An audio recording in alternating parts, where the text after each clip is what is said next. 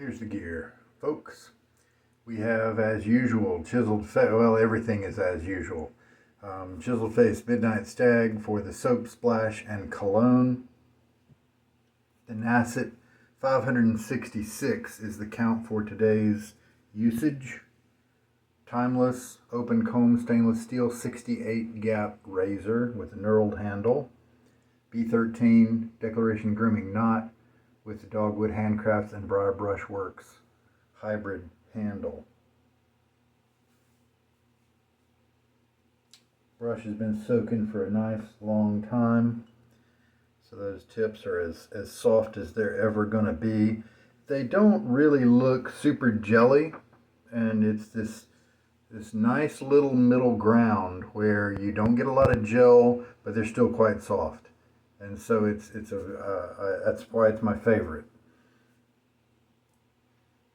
And to show you the blade, which I have kept in the razor this time, I always keep the Nacet, the N1 side that you can see the etching there toward the handle, except for one mistake. Somewhere around use 260 or something like that. As we march on toward, hopefully, we get to 600. Get my face wet now. What kind of lather are we going to do today? Let's just kind of keep it simple.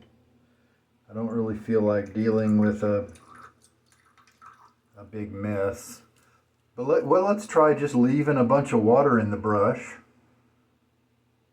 Kind of letting gravity take any water out of it that it wants to.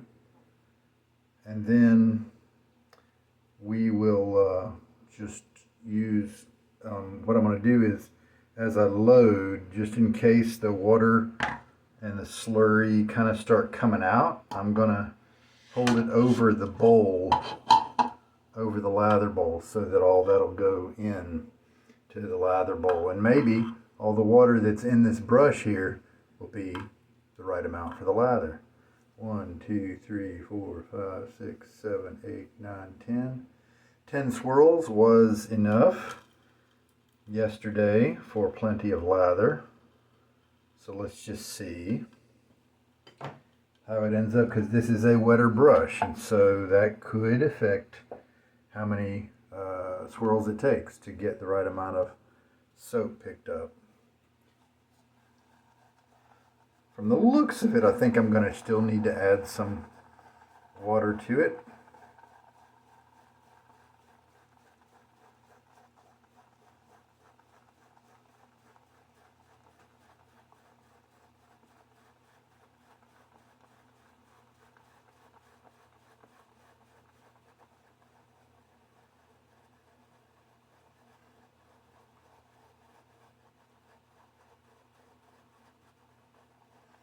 I try to switch directions every once in a while, but honestly it feels so strange that I'll bet most of the time the swirls you see me doing are counterclockwise.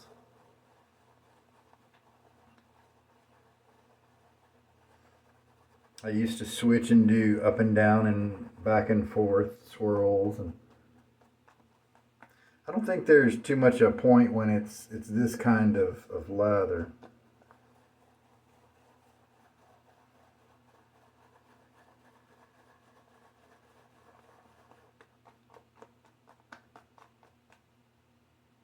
So I think what I have now could be a little deceiving to some people. Micro bubbles, a lot of those. I think it's just very airy right now. It is quite hydrated, but I think if I were to kind of keep working on it, then I would just kind of end up with something airy, especially when you can see those little, I don't know if you can see the little blorps kind of popping out, and that's propelled due to air. And so I think that's a sign that let's add some water. So I'm going to whip out my jigger here. Got about 40 milliliters of water. We're just going to rough estimate, just pour in about that much. And now that airy lather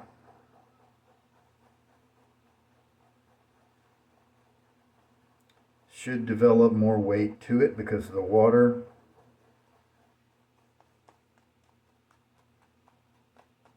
And hopefully it will get a little creamier. But the reason I say it's so deceptive, and there's a few other soaps that do this,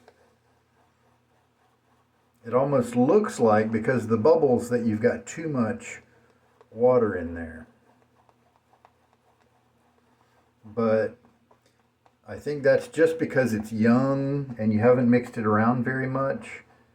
Definitely had other soaps like maybe Williams that almost look like they have already too much water when they still need more.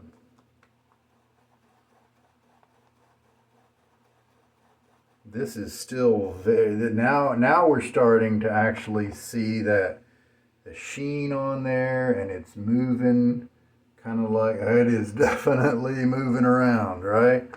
So this is going to be a very wet lather.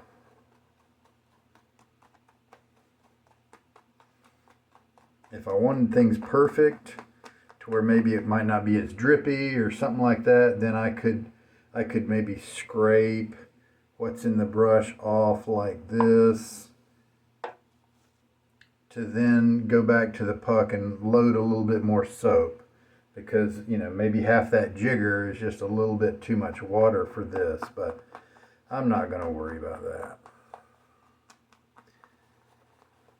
Nice thing about erring on the side of more water, almost always, unless it's way too much, is that you may get more messy, but you still have awesome slickness.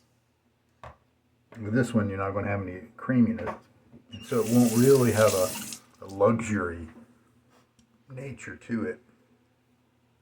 Because it might be a little on the wet side, I'm not going to give my face any more water right before the first pass.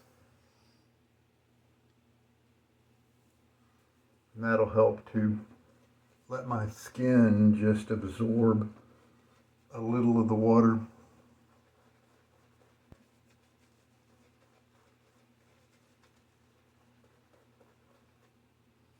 And sometimes when it's wet like this, you have to double dip.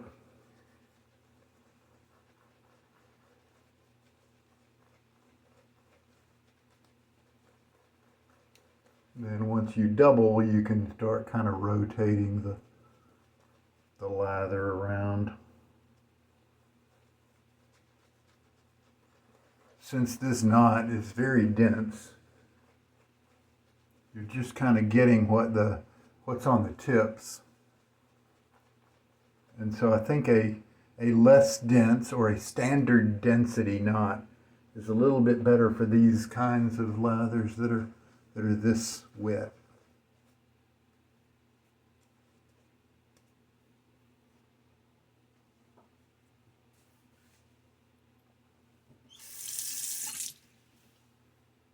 All right.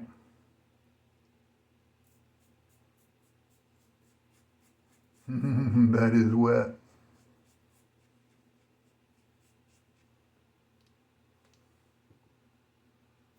Some people like it this way. I usually don't like to get it a little thicker, but that's all right.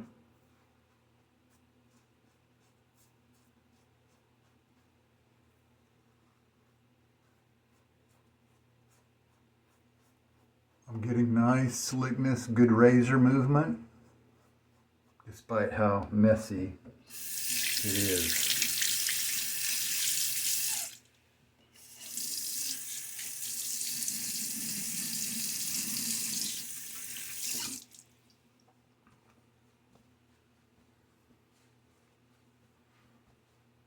And you can even, I'm preserving a little bit of the wetness on my face, but if you do more of a full rinse, then if you have a wet lather like that, you can even dab your face dry. I've definitely done that in the past.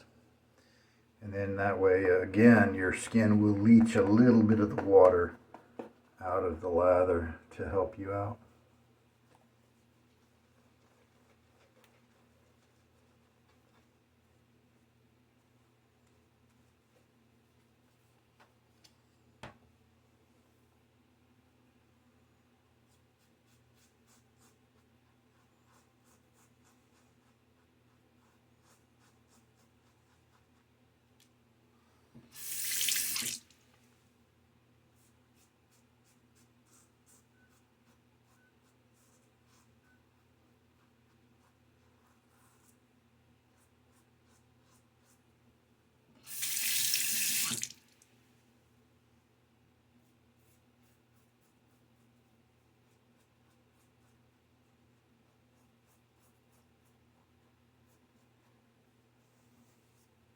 Yeah, see, that's leaving behind a nice wetness.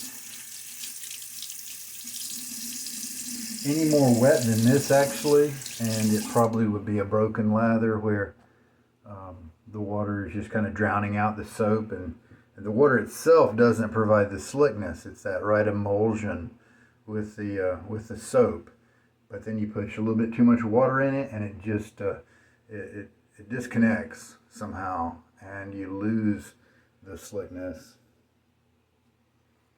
to a good degree. Not all of it, but to a degree that you might start experiencing some irritation with the blade.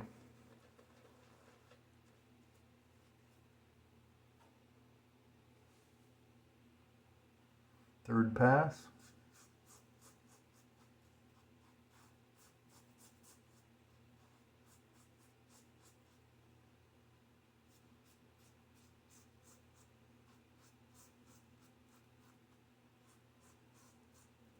You know, the Timeless,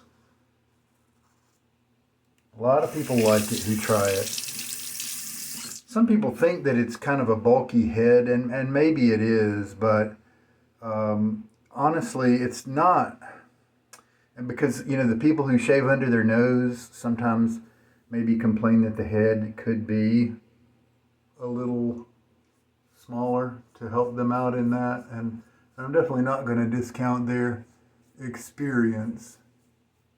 But I think if you just look at the contact area, it is a little smaller head than you think, because it's just got a lot of business underneath the blade edge, and that doesn't really apply in terms of getting to places. It's everything from the blade edge up that's gonna be an issue. But nonetheless, Timeless did create a slim head, and when I saw that the report on it was that it was a little more aggressive than the existing ones that they had, the original ones, I didn't bother trying it because it is expensive, and I didn't want to do that.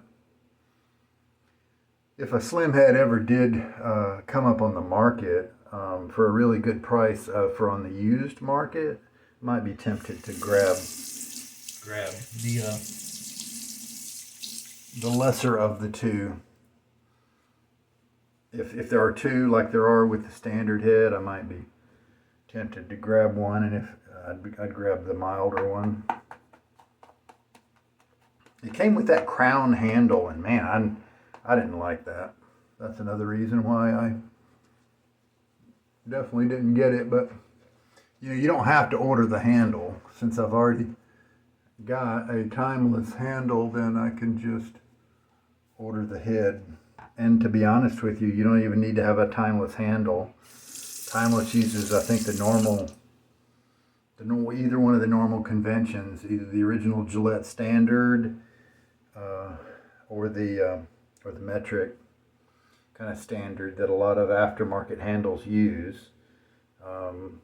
And so a handle like, what do we have here? This is a Wolfman handle, but Italian Barber makes one similar to this, and that would often that's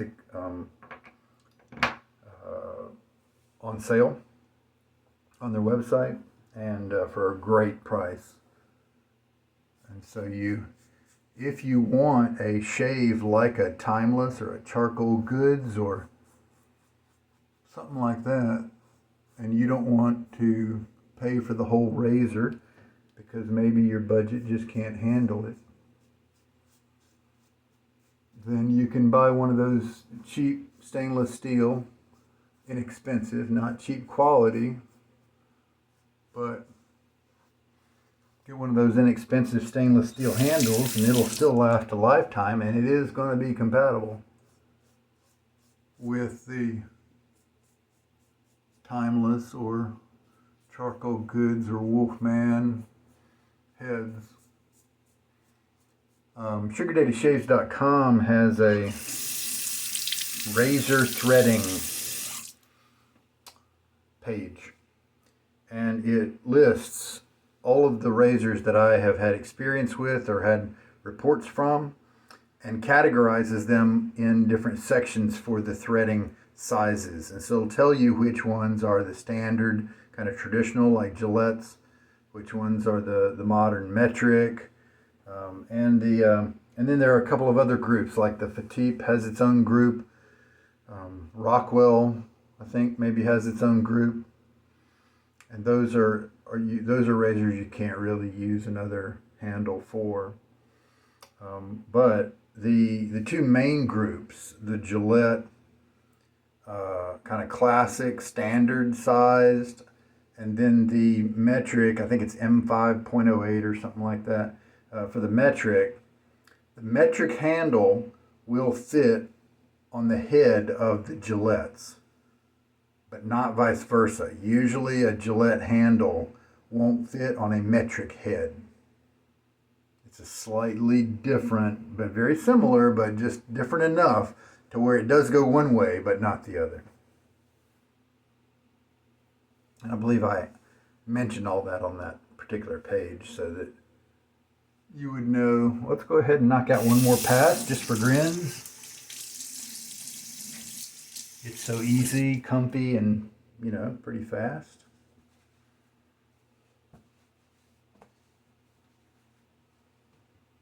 My back has bothered me. Don't know why.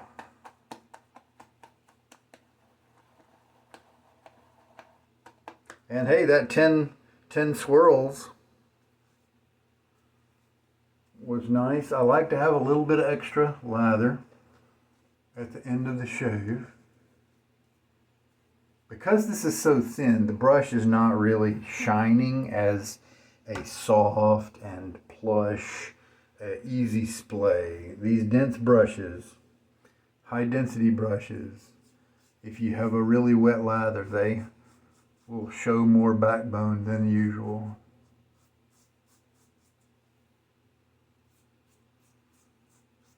Because there's no lather amidst the fibers to help them to kind of move around and splay.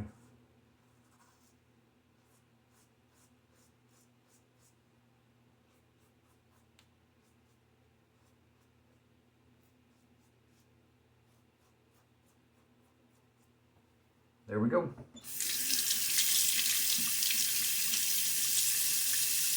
Open up the head of the razor, get some good flow through.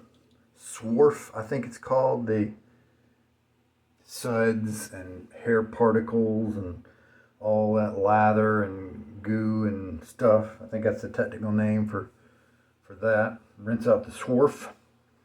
I'm going to clean my gear up. Now that was a very wet load here in the soap. Matter of fact, some people, when they do load wet, they will actually hold the soap sideways. And then of course you're going to get a lot of water drainage and the slurry drainage out, whether you capture it in a bowl or it just goes down the drain, it's up to you. But then they eventually get to something thicker. But I'd say by the time you do get to something thicker, you've actually had a shave's worth of soap go down the drain.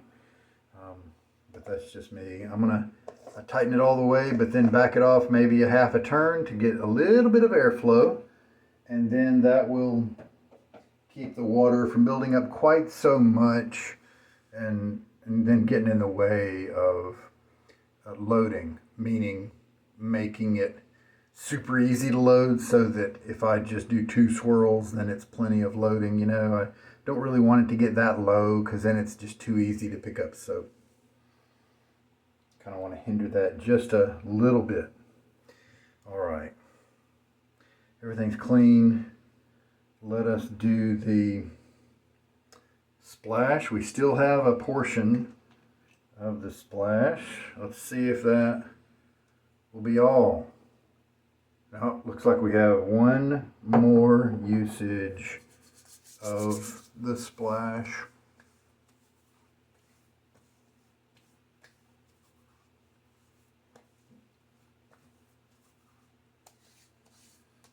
And there we go. One more. It's not going to make it more than one, I think. And then this wonderful bottle will go bye-bye. Isn't it fun how with some products, you may use them long enough to where you have a little attachment to them. They mean something. They've been with you long enough. I guess maybe if I had a special splash or a special cologne that I only whipped out on Father's Day or something like that. You know, with this set, I whip it out in August. Here's the cologne. And so that's similar. But I could see getting attached to some gear, even transient gear, like not like a hardware razor that's going to be with you forever, but I could see getting attached to a soap or a splash or something when you whip it out only on certain occasions, and then you're kind of sad to see it go. Especially if it maybe represents a certain time snapshot like this one does. You're not going to see too many of these around anymore.